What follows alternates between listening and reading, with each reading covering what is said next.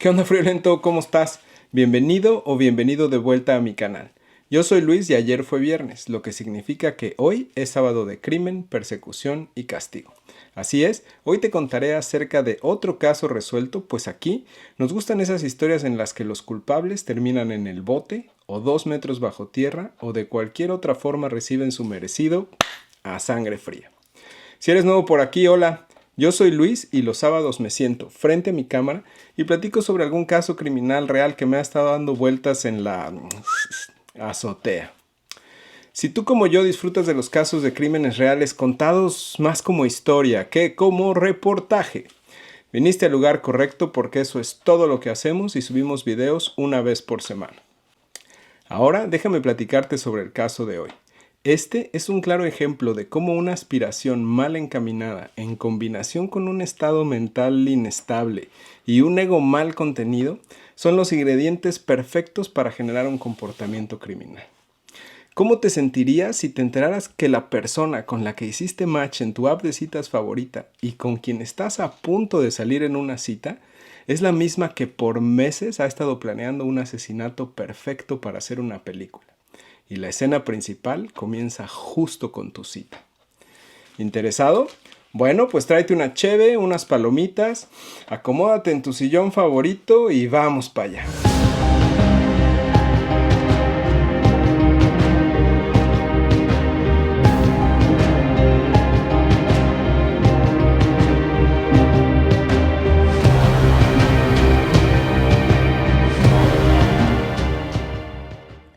Nuestra historia comienza en Canadá, concretamente en Edmonton, la capital de la provincia de Alberta, una ciudad que ronda por el 1,000,000 de habitantes, pero en la que la tasa de asesinatos duplica la de cualquier otra ciudad canadiense, poniéndola en el mapa de un país aparentemente tranquilo como un brillante punto en rojo. Y pues es ahí donde el 10 de octubre del 2008, Dale Smith estaba al pendiente de que su amigo Johnny Altinger le contara cómo le había ido en una cita con una fabulosa mujer que había conocido días antes en el sitio de citas que estaba de moda por aquel entonces, Plenty of Fish. Como era usual para estos dos, Johnny solía llamar a Dale antes y después de cada una de sus salidas a ciegas para contarle qué había pasado en su nueva búsqueda por encontrar el amor. Pero en esta ocasión la llamada de Johnny era aún más importante para Dale, pues la forma en la que se concertó la cita no había sido la más común. Te explico. En lugar de darle su dirección, la chica con la que se citó Johnny le dio unas indicaciones específicas de cómo llegar al lugar en donde se iban a ver, argumentando que no solía darle su dirección a los chavos que conocía en línea, pues uno nunca sabe en quién confiar. Y como ya sé cómo opera tu mente detectivesca, mi querido friolento, sé que probablemente estás pensando, a ver, Luis, vamos por partes. ¿Quién es Johnny Altinger? ¿Qué más sabemos de su vida? ¿A qué se dedicaba? Y yo, que para eso estoy aquí, te platico. John Brian Altinger nació en abril de 1970 en White Rock, en Columbia Británica, en Canadá, por lo que al momento de los sucesos de esta historia tenía 38 años. Sus amigos y su hermano lo describen como un tipo callado y cariñoso al que le encantaba la tecnología y las motocicletas. Johnny era un chavo muy responsable. Después de la universidad se mudó a Edmonton. Ahí trabajaba en el departamento de control de calidad de una empresa que fabrica equipos para campos petroleros. Siendo aún niños, Johnny conoció a Dale Smith, con quien comenzó una buena amistad. Johnny y Dale eran uña y mugre. Básicamente mejores amigos desde chiquitos. Estudiaron juntos en la escuela y desde ahí se volvieron inseparables. Desde que estaba bien chavito, a Johnny le gustaba mucho la comunicación online y las computadoras. Empezó chateando en los famosos foros online. Para los viejitos como yo, esta es la época de AOL y la conexión por línea telefónica. De ahí evolucionó con las plataformas desde el inicio de las redes sociales, pasando por Yahoo Chat, MySpace y además incluyendo todo tipo de sitios y aplicaciones para conocer personas y hacer amigos. Y ya estando un poco más grandecito, también utilizó las apps para concertar citas. En ese entorno de las plataformas en línea, Johnny era mejor conocido con su nombre de usuario, Magnus, el cual adoptó en honor a su personaje favorito de Transformers, Ultra Magnus. Para la fecha de nuestra historia llevaba alrededor de 6 meses usando Plenty of Fish y acababa de salir de una relación con una mujer que conoció en esta plataforma. Fue en el verano del 2008, después de este último fracaso en su intento por una relación y viendo que se acercaban los 40 y que seguía soltero, que decidió poner más empeño en conocer a una mujer con la que pudiera tener una relación estable. Así que simplemente se puso a buscar más de lo que consideraba su mujer ideal. Y aunque todo iba viento en popa y Johnny no era ajeno a los peligros que podría conllevar conocer a alguien en línea, como que las fotos de las chavas con las que hacía match podían ser falsas o editadas, aún así Johnny creía que estaba curtido en los males del mundo. Por ello, aunque confiado, Johnny siempre tomaba ciertas precauciones antes de acudir a una de estas citas. Por ejemplo, le decía a su amigo Dale a dónde iba a ir y con quién iba a ir. Ahora que ya sabes más sobre Johnny, regresemos a nuestra historia. En una de sus recientes interacciones en línea, Johnny conectó con una chava que cautivó su interés. Platicando con Dale acerca de su última conquista virtual, le mostró una foto de una mujer guapísima, de pelo castaño, posando en bikini en una playa. Le dijo que se llamaba Jen, que tenía 35 años y que era una mujer muy pasional, y que ya habían quedado de verse en persona. Como te platicaba, Johnny no sabía exactamente en dónde se encontraría con Jen. Las indicaciones que ella le habían dado eran solamente algo así como: ve a la calle tal, en el rumbo te encontrarás un bosque, ahí verás un camino, sigue hasta tal punto, da la vuelta aquí y luego aquí. Ahí está nuestro punto de encuentro, no te asustes, es un garage. Cuando le platicó a Dale, los dos bromearon sobre que quizás lo hacía así porque de esta forma podría verlo primero por una ventana cercana y si no le gustaba lo que veía, pues simplemente no se aparecía en el garage y se quedaba en su casa. Y ya te oigo aullar, viejo lobo de mar. ¿A poco sí fue Johnny al encuentro de esta chica? ¿A poco su amigo lo dejó ir así nomás? Y pues, ¿qué te digo? Tal vez fueron las fotos de Jen en bikini, o tal vez fue la pura calentura y curiosidad de Johnny lo que lo hizo tomar una muy mala decisión, pero el chiste es que pudo más cualquier razón que el juicio común. Total que Johnny le reenvió el mensaje de Jen a Dale, y Dale le pidió que en cuanto llegara al lugar le escribiera con la dirección exacta. Pero al llegar la tarde, Johnny le llamó y le dijo que Jen no estaba en el garage, y que en cambio se había encontrado con un tipo extraño ahí, el cual le platicó que estaba haciendo una película y lo vio montando todo. Hasta le mostró una réplica de una pistola. Este cuate le explicó que de vez en cuando filmaba sus proyectos ahí porque su amiga Jen le prestaba su garage, que ella le había llamado y que le comentó que se había quedado atascada en el tráfico. Cuando finalizaron la llamada, Dale pensó que Johnny no volvería a saber nunca más de la dichosa Jen. Pero menos de una hora después recibió otro mensaje de Johnny que decía: ella ya está en casa, me voy para allá otra vez, te llamo al rato. Y en eso quedaron, pero esa noche Dale no recibió ninguna llamada. Sin embargo, no se preocupó demasiado, pensó que tal vez su amigo había resultado ser un hombre con suerte, como a veces solía pasar. Durante todo el fin de semana intentó comunicarse con Johnny por medio de llamadas y mensajes para saber los acontecimientos de la cita, pero seguía sin recibir respuesta alguna. Hasta que luego de 3 días, Dale recibió un correo electrónico, dirigido no solo a él, sino a varios de los amigos de Johnny, que lo cambiaría todo. El correo decía: conocí a una mujer extraordinaria llamada Jen, que se ofreció a llevarme a unas agradables y largas vacaciones tropicales. Nos alojaremos en su casa de invierno en Costa Rica. Pronto les enviaremos su número de teléfono. Nos vemos en las vacaciones de diciembre. Johnny. De inmediato las alarmas en su cabeza se encendieron, ya que ese no era el modo de actuar de su amigo, por lo que de inmediato decidió contactar con otros amigos y conocidos para preguntar si alguien sabía de Johnny, pero resultó que todos habían recibido el mismo correo electrónico. Algo en su interior le decía que la situación no pintaba bien. Aquellas palabras escritas no eran las que su amigo utilizaba normalmente. A Johnny siempre le gustaba terminar sus mensajes con una broma. Por lo general no firmaba con su nombre, y para rematar, Johnny odiaba el calor. Así que Dale hizo lo que cualquier buen amigo preocupado haría y se dirigió a la policía. Pero como muchas veces suele pasar, fue ignorado, con la vaga excusa de que al ser Johnny un hombre adulto podía tomar sus propias decisiones y que ya aparecería. Por su lado, todos los que recibieron el correo respondieron, pero no obtuvieron una respuesta. Lo que sí notaron fue cierta actividad en el Facebook de su amigo, ya que había cambiado su estado de soltero a en una relación estable. El hermano de Johnny, Gary, fue el único familiar que recibió el mensaje, por lo que decidió comunicarse con Dale, ya que sabía que ambos eran muy cercanos y entre los dos se les ocurrió una idea. Dale respondió al correo con una especie de trampa para ver si conseguían obtener algún tipo de información. Le preguntó a quien creían que estaba suplantando la identidad de su amigo quién iría a buscar a Gary al aeropuerto ahora que lo fuera a visitar, pero no obtuvieron respuesta. La verdad era que Gary no tenía ningún viaje programado a Edmonton y no necesitaba que nadie lo recogiera. Solo querían comprobar si quien escribía sabía quién era Gary. Pero ese correo nunca fue respondido, por lo que no pudieron comprobar si era o no Johnny quien estaba escribiendo. Es por ello que el hermano de Johnny decidió volver a su ciudad natal para poder investigar qué estaba sucediendo, puesto que la policía seguía ignorándolos. Mientras tanto, la esposa de uno de los amigos de Johnny también le envió un correo electrónico, casi rogándole que se pusiera en contacto con su buen amigo Dale.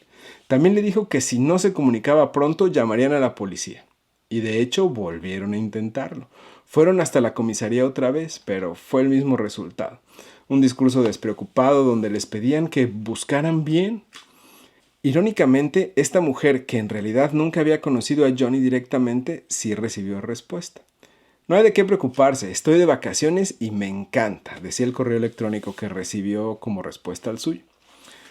Justo tal y como se lo sugirió la policía, Gary y Dale decidieron subir el nivel de su búsqueda durante los siguientes días. Y el viernes 17 de octubre del 2008, Gary y Dale condujeron hacia el departamento de Johnny. Lo primero que notaron fue que el auto de Johnny no estaba en la cochera, cuando lo lógico sería que si pensaba estar fuera 2 meses, lo hubiera dejado estacionado en su casa. Por otro lado, sus 2 motos estaban destapadas. Un detalle importantísimo para ambos, ya que Johnny era metódico. Se podría decir que al punto de ser obsesivo con sus vehículos. Y cada que volvía de sus paseos, cubría sus motos para evitar rayones. Como no tenían llaves, rompieron una ventana de la sala y así lograron entrar. Adentro todo era un relajo desorganizado. Pero a pesar de eso, en una revisión rápida, encontraron las maletas de Johnny y su kit de afeitado. Toda su ropa y lo que necesitaría para unas vacaciones seguía ahí. Por si eso fuera poco, encontraron algo más que incrementaría su estado de alarma: el pasaporte de Johnny. Lo único que era realmente indispensable para poder salir del país. Estando cada vez más seguros de que algo malo le había sucedido y que no había salido del país gracias a que habían encontrado su pasaporte, es cuando la denuncia se hace oficial y la policía por fin les presta atención. Una semana después, las autoridades acudieron al aeropuerto y confirmaron que en las fechas establecidas nadie con ese nombre había tomado un vuelo internacional, además de que no se había visto su auto, un Mazda rojo, por ningún lado. En realidad eso solo fue una pérdida de tiempo, ya que al tener en sus manos el pasaporte, ¿a dónde podría haber ido? La policía no tenía pistas concretas ni nada por dónde comenzar, excepto las indicaciones que Johnny le había enviado a Dale para llegar a un garage que estaba en la parte trasera de una casa. Por lo que, siguiendo esas mismas indicaciones, llegaron al mentado garage que está al otro lado de la casa de forma independiente. Ahí confirmaron que todos los que vivían en esa casa eran inquilinos y el garage lo rentaba un hombre llamado Mark Twitchell. De volada la policía se puso en contacto con el mentado Mark Twitchell y le dijeron que su garage estaba siendo usado para actividades sospechosas, así que debería de ir de inmediato a encontrarse en ese lugar con la policía para facilitar la investigación. Una vez ahí le preguntaron si conocía a Johnny o a una mujer llamada Jen. Él contestó que no. Además les explicó que sí, que efectivamente tenía el garage alquilado y lo estaba usando como estudio para grabar una película. Incluso que hacía un par de meses grabó un corto ahí. La policía, continuando con su investigación, le pidió que abriera las puertas del garage. Pero Mark se sorprendió cuando vio el candado con el que estaba cerrada la puerta y les juró y perjuró que ese no era el candado que él había puesto, que alguien lo había cambiado. Confirmando que efectivamente Mark era el inquilino y con su autorización, la policía pudo forzar el candado y abrir la puerta del garage. Una vez adentro, comentó que no había estado ahí desde septiembre y que notaba que algunas cosas estaban movidas del lugar. Al entrar al garage, a los policías les llamó la atención el mal olor, el desorden y algunas manchas que de primera instancia les pareció que era sangre, Pero Mark los tranquilizó y les dijo que era parte de la grabación de su corto. Sí era sangre, pero falsa. Había varios productos de limpieza sobre una mesa y la policía le preguntó a Mark por ellos. Pero él les respondió que eran para limpiar la sangre falsa de las escenas de su película y de los elementos que usaba como utilería. Dentro del garage también olía un poco a quemado. El olor parecía provenir de un barril con gasolina que estaba junto a la esquina de una mesa. Pero fuera de eso, nada raro. A los investigadores les llamó la atención que el tipo no paró de hablar de él en todo el rato, de cuánto amaba Star Wars y cuánto amaba el cine y cómo le gustaban las películas. Revisando más a detalle los productos de limpieza, uno de los policías vio a un lado de ellos un recibo de compra de estos productos, con fecha del 15 de octubre, es decir, solo un par de días antes. Al preguntarle sobre esto a Mark, repentinamente se acordó y les dijo que, sí, que ahora se acordaba, que sí estuvo ahí y que se le había olvidado. Y ya te voy a hallar otra vez, lobo de mar. Si Johnny desapareció el día 10 y se supone que ha sido alguien más quien ha entrado a su garage y ha cambiado el candado, ¿cómo le hizo Mark para entrar el día 15 para dejar los productos de limpieza y el recibo? Esa, mi querido friolento, fue la misma pregunta que se hizo la policía, por lo que esta pequeña inconsistencia bastó para que le pidieran que los acompañara a la comisaría para que presentara su declaración formal. Y de seguro ya estás pensando, y a todo esto, Luis, ¿quién es Mark Twitchell? ¿Y qué tiene que ver en todo este asunto? Y aunque estoy seguro que ya te lo imaginas, yo te platico. Mark Twitchell era un hombre de 29 años, el cual trabajaba instalando cámaras de seguridad y era aspirante a director de cine. Además que estaba casado, aunque recientemente separado, y tenía una hija de 9 meses. De la vida de Mark lo que conocemos con certeza es que en 2007 dirigió un corto de esos que se conocen como fan-made, que son historias no oficiales realizadas por los fanáticos de algún personaje o una franquicia, en este caso Star Wars, llamado Secretos de la Rebelión, el cual incluyó un cameo de Jeremy Bulloch, un actor británico mejor conocido por su papel como el cazarrecompensas Boba Fett en las películas originales de la Guerra de las Galaxias. La verdad es que ese fue su único trabajo destacable, ya que este proyecto lo dejó en quiebra. Sin dinero, sin trabajo y sin nada mejor que hacer, este amigo se dedicó a pasar sus días viendo la serie de Dexter, la cual se convirtió en su nueva obsesión. Y si tú, mi querido friolento, no sabes de qué se trata la serie de Dexter, te cuento rapidísimo para que no le pierdas el hilo al caso. Dexter es una serie de televisión de drama criminal y thriller psicológico que sigue la vida de Dexter Morgan, un forense especializado en el análisis de sangre en el Departamento de Policía de Miami. Sin embargo, detrás de su fachada de ciudadano ejemplar, Dexter es un asesino en serie, que sigue un código moral impuesto por su padre adoptivo. Es decir, solo mata a personas que de cierta manera se lo merezcan.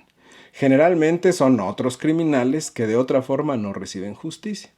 Ahora sí, volvamos con Mark Twitchell. Su hija acababa de nacer y su matrimonio estaba en crisis. Él y su esposa, aunque vivían en la misma casa, estaban separados. Dormían en diferentes cuartos y se dirigían la palabra solo para lo indispensable. Por estas fechas renunció a su trabajo y pidió un préstamo al banco. Parte de este dinero era destinado para los $170 mensuales del alquiler del garage en el que grababa su nuevo proyecto, el cual tituló de manera súper original House of Cards, un corto inspirado en su nueva serie favorita, Dexter. En esta primera declaración le comenzó a platicar al inspector Bill Clark, que era el oficial que dirigía la investigación, sobre el protagonista de su corto, el cual resulta que es un hombre muy aficionado a Dexter, con muchas ganas de imitarlo y que alquila un garage y prepara, al estilo de la serie, una sala de matar con una mesa de metal para desmembrar ahí a sus víctimas.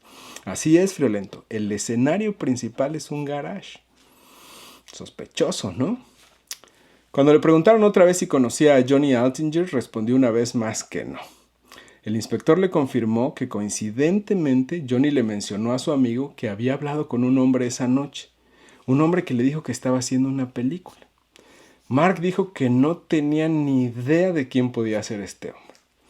De inmediato y debido a su tranquilidad se encendieron las alarmas de los inspectores y continuaron desconfiando de Mark.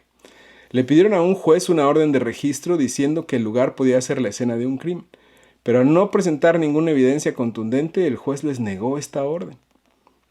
Como estaban de manos atadas, en un intento sin expectativas, le pidieron a Mark que les dejara revisar su garage una vez más para ver su utilería.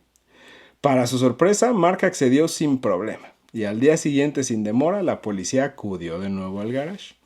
Estando en el garage, el inspector Bill Clark recibió un correo electrónico que Mark Twitchell le mandó a otro oficial en el departamento. En este correo, Mark explicaba que se le olvidó mencionar algo en la entrevista que le hicieron el día anterior. Aquí les platicaba que después de llegar a su casa, después de la entrevista, se acordó que la policía había mencionado un Mazda rojo que pertenecía a este tal John, y que él casualmente acababa de comprar un Mazda de color rojo, pero además de la forma más extraña. Intrigados con esta nueva información, los investigadores citaron de nuevo a Mark en la estación de policía. En esta segunda entrevista, Mark les contó que el 15 de octubre estaba en una gasolinera haciendo su vida normal y muy quitado de la pena, cuando un hombre golpeó en la ventanilla de su coche.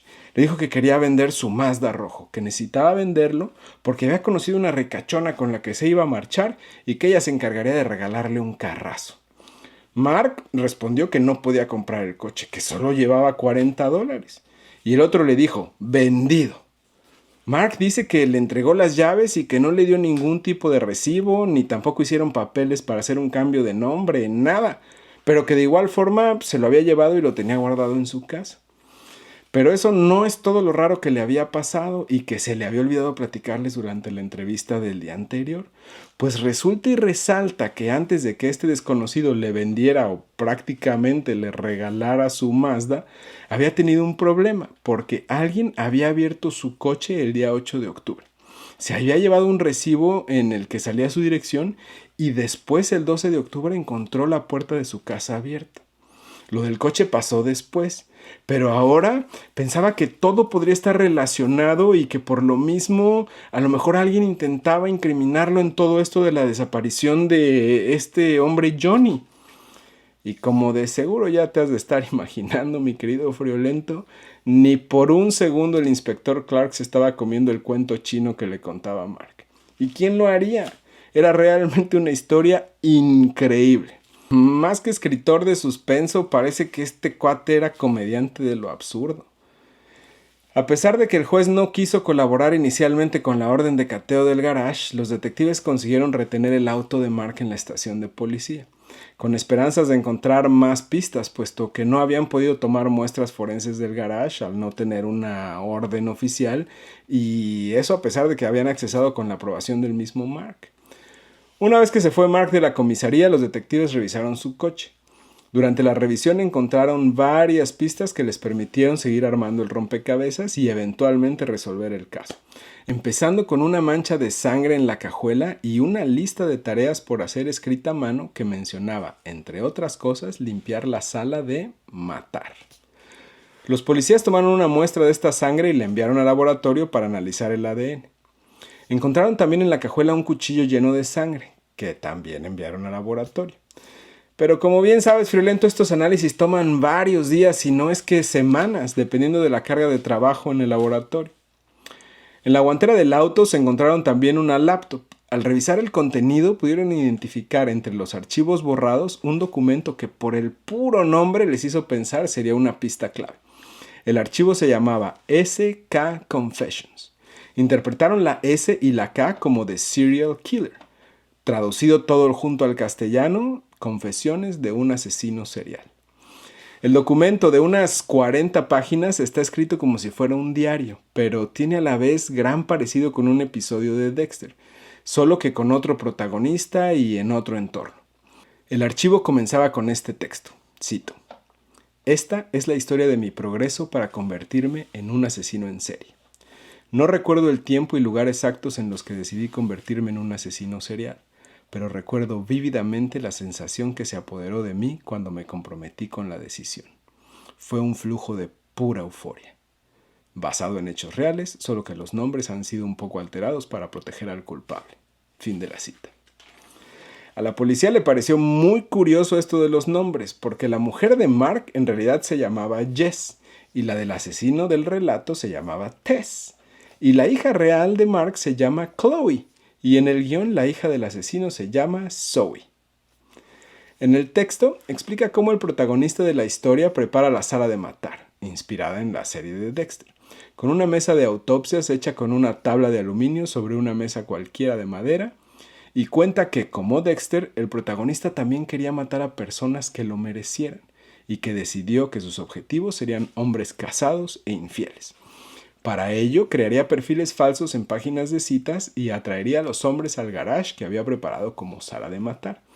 Sin embargo, se dio cuenta que los hombres casados serían rápidamente echados en falta, por lo que decidió cambiar su objetivo a hombres solteros y con desarraigo, ya sin importar si se lo merecían o no. En este documento cuenta cómo el protagonista va comprando los elementos que va a necesitar, incluida una máscara de hockey, que por cierto también lleva el asesino del corto House of Cards. Describe su cuchillo para matar, un kit para desmembrar y un barril de gasolina en el que quiere quemar los cadáveres. El asesino del guión entonces crea un perfil falso con una foto robada de un perfil de otra web de citas y empieza a buscar a la víctima ideal. En su confesión, este asesino en serie cuenta que intenta quemar el cuerpo de la víctima, que lo mete en un bidón metálico y que le prende fuego, pero que no consigue deshacerse por completo de los restos. Con esta nueva información en mano y habiendo tantas coincidencias entre el guión y la vida real, los investigadores regresaron al garage. Y aunque a simple vista no se podían ver manchas de sangre, decidieron hacer una inspección más profunda utilizando luminol. El luminol es un químico que reacciona con la sangre y que al ser iluminado con luz ultravioleta brilla de una manera particular. Una vez aplicado en el suelo, paredes y muebles, cuando encendieron la lámpara ultravioleta, el garage se iluminó como antro ochentero, revelando así grandes rastros de sangre. Aquí, mi querido Friolento, es muy importante mencionar que la sangre falsa, que es lo que Mark aseguraba que había usado en ese garage, no reacciona con el luminol. Lo que vieron en el piso una vez encendida la luz ultravioleta fue una mancha mucho más grande que una persona, lo que generalmente indica que alguien se desangró en ese espacio. Por la forma en la que se veía la mancha más grande y otras más pequeñas cerca y alrededor, pudieron deducir que la sangre no había fluido por una sola herida, digamos, de un balazo o un golpe en la cabeza, sino más bien de muchos golpes o puñaladas que hicieron que la sangre fluyera y salpicara en distintas direcciones. Siguiendo con la inspección, encontraron varios cuchillos de cacería de distintos tipos, que son usados para desmembrar animales. Eventualmente se comprobaría que todos esos cuchillos fueron utilizados en contra de Johnny. El jueves 30 de octubre llegaron por fin los resultados del laboratorio. Las pruebas eran concluyentes. Tanto la sangre de los cuchillos, así como la de la cajuela, la del piso y las paredes del garage, era de Johnny. Con estos resultados comprobados, la policía inició la operación para detener a Mark Twitchell por asesinato, justo cuando se cumplían 3 semanas de la desaparición de Johnny. Una vez detenido este engendro y con una imagen de la máscara de hockey impresa, Bill Clark habló con los medios de comunicación para explicar que estaban en búsqueda de otra víctima de Mark, alguien que probablemente había atacado a principios de octubre y que creían había sobrevivido al ataque. Los medios publicaron la nota en los periódicos y fue así como un hombre llamado Gilles Tetrault se enteró de la búsqueda de la policía. Inmediatamente supo que era él a quien buscaban. Resulta y resalta que el 3 de octubre de 2008, Gilles Tetrault pensó que iba a una cita con una mujer llamada Sheena, a quien había conocido en línea. Sin embargo, al llegar al garage donde se suponía que se encontrarían, fue atacado por un hombre que cubría su cara con, adivinaste, una máscara de hockey. El atacante amenazó a Jill con una pistola y le cubrió los ojos con cinta adhesiva. Luego le dio toques con un taser o un bastón de toques. Jill, sintiendo que su vida estaba en peligro, decidió luchar y logró quitarse la cinta de los ojos. Durante la lucha, al tratar de arrebatarle la pistola a su atacante, se dio cuenta que era de plástico, era falsa. Y a pesar de estar debilitado por los toques del taser, logró escapar del garage y se peló a su casa dando gracias de haber sobrevivido. Jill no informó a la policía de inmediato porque estaba avergonzado de haber sido engañado. Pero más tarde, cuando la policía publicó el caso de Johnny, describiendo cómo él había sido asesinado en circunstancias similares y de su búsqueda por otra víctima, por fin Jill se animó a contar su historia a las autoridades, lo que ayudó a llevar a Mark Twitchell ante la justicia. Casi 2 años después de la desaparición de Johnny, y mientras se estrenaba otra temporada de Dexter, Mark Twitchell deslizó un trozo de papel doblado hacia 2 detectives que estaban sentados frente a él en el centro de prisión preventiva de Edmonton, justo cuando se preparaba para subir al estrado a dar testimonio en su juicio y argumentar que había matado accidentalmente a Johnny en defensa propia. En el papel estaba escrito, cito, ubicación de los restos de John Altinger, en el callejón entre la calle 86 y la calle 87 al sur de la avenida 130, donde hay 2 tapas de alcantarillas muy próximas, en la tapa que está al extremo más al oriente del callejón en una propiedad privada. Fin de la cita. Al fin, el 12 de abril del 2011, Mark Twitchell fue condenado por el asesinato en primer grado por la muerte de Johnny Altinger, asegurando así la sentencia máxima. Cadena perpetua sin derecho a libertad condicional por al menos 25 años. No puedo sacarme de la cabeza cómo esos pequeños momentos en los que tomamos decisiones sin pensar en los riesgos o los minimizamos por lograr lo que estamos buscando, en este caso un encuentro pasional con una chava hermosa, pueden acabar siendo algo literalmente fatal. En medio de una historia que nos recuerda una vez más que no todas las caras que vemos en internet son reales y que, como casi siempre, si las cosas parecen demasiado buenas para ser ciertas, lo más seguro es que no lo sean. Johnny tuvo un final que no se merecía. Mis pensamientos y buenas vibras van para esas 2 grandes personas que Johnny tuvo a su lado, su amigo Dale y su hermano Gary, y que no descansaron hasta dar con el culpable y asegurarse de que recibiera su merecido a sangre fría. En fin, espero que este video haya cumplido con la intención de entretenerte, que el caso te haya parecido interesante y que te dé la oportunidad de reflexionar. Si fue así, dale un clic al botón de me gusta. Y si quieres ver y escuchar otros casos presentados de esta forma, te invito a que te suscribas al canal y actives todas las notificaciones para que no te pierdas ninguno de nuestros futuros episodios. Si hay algún caso en especial que te gustaría ver por aquí, déjame un comentario y le doy una checada para incluirlo en un video futuro. Sin más, aquí le corto. Nos vemos la próxima. Yo soy Luis y te veo por acá en el próximo sábado de Crimen, Persecución y Castigo. De aquí entonces, toma buenas decisiones.